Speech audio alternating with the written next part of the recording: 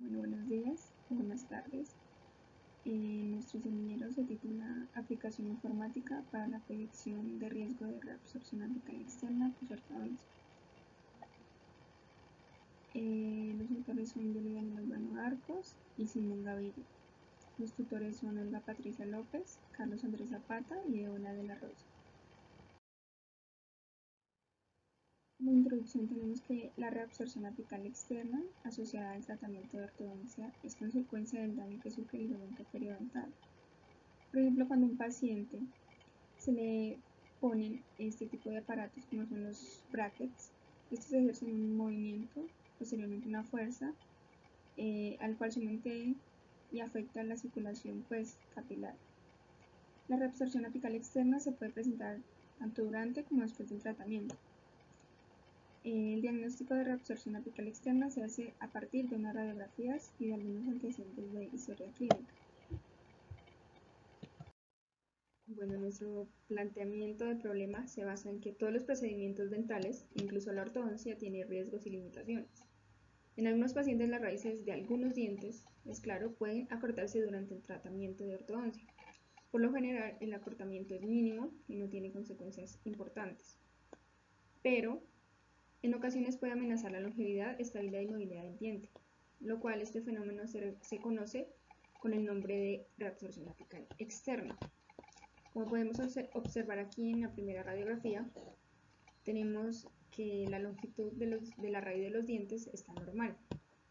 Y acá en la segunda radiografía podemos observar que hay presencia de una reabsorción apical externa, en donde los dientes se ven realmente pequeños. La RAE es un resultado complejo y multifactorial, en lo cual encontramos factores biológicos y factores ambientales. Los factores biológicos encontramos genética, sexo, raza y enfermedades sistémicas. Los factores ambientales encontramos factores locales y anatómicos asociados a la mecanoterapia, como la duración del tratamiento. Es claro decir que no es igual que un tratamiento dure un año a un tratamiento que dure de 3 a 4 años. Bueno, entonces tenemos que tener en cuenta que la RAE se puede manifestar durante el tratamiento ortodóntico, pero este no es su único factor causal. La RAE produce un daño biológico y tiene implicaciones legales. Este fenómeno está en límite entre los conceptos de costo-beneficio. Entonces sería particularmente importante conocer la prevalencia de los factores de riesgo relacionados con el contexto y proponer un modelo predictivo que pueda servir para orientar a los profesionales, tanto profesionales como pacientes. Bueno, nuestra justificación se basa en que el movimiento ortodóntico podría producir una reabsorción apical externa y una posición del hueso adyacente a la estructura radicular de los dientes. En algunas literaturas se ha confirmado que cuando se aplican fuerzas ortodónticas se produce simultáneamente una agresión contra el cemento de la raíz y la reparación de dicho cemento. Entonces los efectos indeseables de la reabsorción incluyen la movilidad dental, la pérdida del hueso y del hueso alveolar de soporte. Se justifica entonces construir un modelo predictivo de la probabilidad de que ocurra una reabsorción apical externa, que ésta sea mayor a 3 milímetros. Tenemos unos objetivos, entre ellos uno general, el cual es construir la aplicación informática para la predicción del riesgo de reabsorción apical externa posortodoncia. Tenemos dos específicos. El primero es elaborar un modelo predictivo de riesgo de reabsorción apical externa posortodoncia. El segundo es construir un prototipo de aplicación informática mediante el proceso de desarrollo ICONIX para operacionalizar el modelo de riesgo que se proponga. En nuestro marco teórico referencial tenemos que al aplicar una fuerza ortodóntica, esta causa movimientos del diente mediante un remodelado local de los tejidos blandos y del hueso alveolar. Después de que se da la reabsorción por el tratamiento ortodóntico, este produce una hialinización del ligamento periodontal, es decir, su necrosis. Y la pérdida de material radicular ocurre tanto adyacente y subyacente a esta área. Para el diagnóstico de la RAE se ha utilizado radiografías tanto panorámicas como periapicales y tomografía combinada. Para la evaluación de las lesiones de reabsorción se considera la clasificación Lamb-Bender, que va del grado 0 al grado 4, siendo el cuarto el más grave. Bueno, en nuestra metodología encontramos una clase de estudios en donde encontramos casos y controles con una investigación posterior en desarrollo tecnológico. Se pedirá autorización al Comité de la Bioética de la UAM. En la parte de la población ahí encontramos registros clínicos y radiográficos de pacientes pre y post tratamiento ortodóntico. El tamaño total de la muestra será de 834 radiografías de pacientes, de las cuales 417 casos con reabsorción con panorámicas, una inicial y una final, y 417 controles con radiografías panorámicas, una inicial y una final. Nuestros criterios de inclusión serán radiografías panorámicas de pacientes que hayan completado tratamiento ortodóntico y tengan un registro tanto de antes y después del tratamiento. Los incisivos formados completamente desde el inicio del tratamiento y estos sin fracturas, abrasiones o cavidades en el borde incisal que impidan pues una correcta medición. Los criterios de exclusión serán casos que presenten incisivos con pérdida congénita, supernumerarios, dientes impactados o dientes con morfología radicular aberrante, que impida pues ver completamente las raíces. Bueno, continuando con nuestra metodología, la investigación se realizará con radiografías panorámicas, dichas anteriormente, tomadas con un mismo equipo. Es muy claro, importante decir que debemos tener un único operador debidamente estandarizado. ¿Por qué? Porque puede haber un operador que tome mejor las radiografías que otro. Entonces se verá afectada nuestro proceso de investigación. Se usará la proporción de la relación corona-raíz de la radiografía inicial y de la radiografía final, la cual, si la proporción no coincide, se considerará que hubo realmente una reabsorción. La longitud del diente será medida de una distancia del ápice radicular al punto medio del borde incisal. Entonces, dentro de nuestra metodología vamos a tener en cuenta el índice de Lambert, en el cual el grado 0 es la ausencia de cambios en el ápice radicular. En el grado 1 el contorno radicular es irregular. En el grado 2 la reabsorción radicular es inferior a 2 milímetros. En el grado 3 la RAE va de 2 milímetros hasta 1/3 de la longitud original de la raíz. En el grado 4 la reabsorción radicular que es la cual excede a 1/3 de la longitud original de la raíz. Aquí encontramos unas variables de riesgo, las cuales están incluidas, entre ellas el sexo, la edad, enfermedad sistémica, como lo he dicho antes, pacientes con diabetes, hipertensión, entre otros, técnica, duración del tratamiento, exodoncias, overjet o overbite. Para poder desarrollar el proyecto es necesario definir una metodología. Una metodología es una serie de pasos que se deben seguir para cumplir, digamos, nuestro objetivo.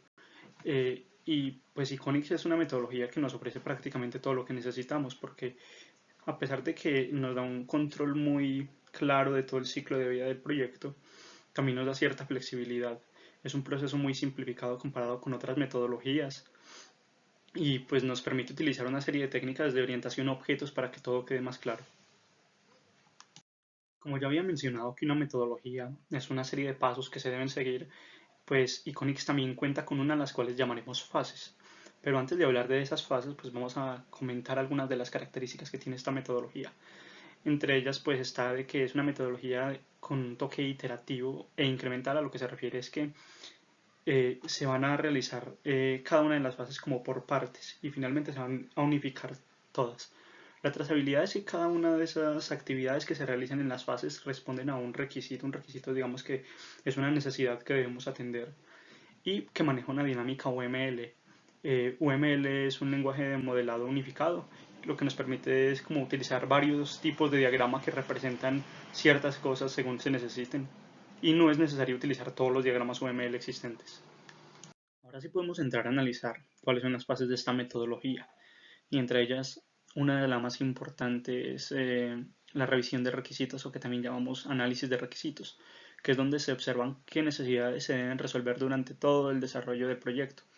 Y para ello también vamos a utilizar tres herramientas fundamentales, entre ellas está el modelo de dominio. El modelo de dominio es algo donde vamos a contemplar, donde vamos a consignar todos los elementos del mundo real que están incorporados en el sistema, que deben hacer parte de él. Vamos a utilizar también el modelo de casos de uso que describe cómo se comportará, o más bien cómo se moverá el usuario en el sistema, además del prototipo de interfaz de usuario, que es donde se va a definir el modelo operativo del sistema, y es algo que se debe realizar de acuerdo con los clientes, o más bien con los usuarios, con las personas que están solicitando el desarrollo del proyecto. La siguiente fase de la metodología ICONIX, que también es de gran importancia, es el análisis y diseño preliminar. De acuerdo a los casos de uso que habíamos determinado en la fase anterior, pues debemos generar unas fichas de casos de uso, en los cuales pues vamos a contemplar un ID, vamos a darle un nombre, una descripción, una precondición, que es lo que se necesita para que ese caso de uso se pueda dar, una postcondición, que es el resultado de ese proceso, de esa actividad, y en general se describen como el flujo principal de acciones en el sistema. Para ello también vamos a tener que tener en cuenta algunos conceptos claves como los objetos fronterizos, los objetos de entidad de control y el diagrama de clases. Un objeto fronterizo es aquel que es usado por el usuario para poderse comunicar con el sistema. Un objeto de entidad es todo aquello que identificamos en nuestro modelo de dominio, objetos del mundo real, por ejemplo una persona, un cliente, una factura. Un objeto de control es la unión entre la interfaz de usuario y los objetos de entidad. Y el diagrama de clases es un diagrama donde se contempla, digamos, que cada uno de esos objetos de entidad, o sea, por decir algo, una persona con sus respectivas características, sus atributos, sus relaciones con otros elementos, además de, digamos, que las actividades, o más bien las acciones que puede ejecutar. En la etapa de diseño se deben registrar formalmente todos los elementos que hacen parte de nuestro sistema. Y para ello vamos a hacer uso de un diagrama que es el diagrama de secuencia, que permite, digamos, representar todas las acciones que van a ejecutar nuestras respectivas entidades o clases, además de describir los diferentes rumbos alternos que pueden tomar nuestros casos de uso. En este punto se debe confirmar que el sistema está cumpliendo con todos los requisitos exigidos. La etapa de implementación es la fase final de la metodología ICONIX. En esta fase es donde llevaremos todo lo que se analizó, todo lo que está en los diferentes diagramas, en el diseño, a una aplicación real. Vamos a tener ya el producto desarrollado para entregarle a los diferentes usuarios y al cliente, por ejemplo. Y en este punto pues tenemos que verificar que vamos a cumplir con algunas características súper importantes. Vamos a mencionarlas. El primero es la reusabilidad. Es la posibilidad de llevar partes de esa aplicación a otras. La extensibilidad, que dada esa aplicación, a pesar de que ya está terminada, debemos estar en condiciones de poder escalarla, hacerla un poquito más grande, agregarle nuevas características. Se debe asegurar la confiabilidad de la aplicación, no puede dar lugar a errores. Y se deben realizar pruebas con diferentes estrategias que se tienen, pruebas de caja negra, blanca, gris, según sea el requerimiento de la aplicación. Se deben verificar que los casos de uso cumplan y funcionen como se debe dar, y se debe hacer una prueba de integración junto con el usuario para verificar que él sí está de acuerdo con lo que está realizando la aplicación, y así estarían los resultados completamente garantizados. En cuanto a nuestros resultados, se espera identificar las variables, las cuales sean predictivas para la RAE post-ortodoncia, según lo determine el modelo de regresión logística. Tecnológicamente se espera desarrollar pues, el prototipo de la app para el sistema operativo Android como una propuesta para smartphone y tablets con un formato fácil, el cual sea intuitivo de manejo de la app. Todo esto para que los ortodoncistas puedan usarla como una ayuda para establecer la probabilidad de que la reabsorción apical externa post-ortodoncia se dé. Entonces, finalmente, nuestro impacto será social y económico. A nivel social, el producto de este proyecto será una ayuda para los ortodoncistas, los cuales, usando la app, puedan orientarse sobre la probabilidad de la RAE post-ortodoncia con una aplicación en esta clase de tratamientos. A nivel económico, este presenta un beneficio directo para el paciente que recibe la atención y para el profesional. Bueno, estas son parte de nuestras referencias. Muchas gracias por su atención.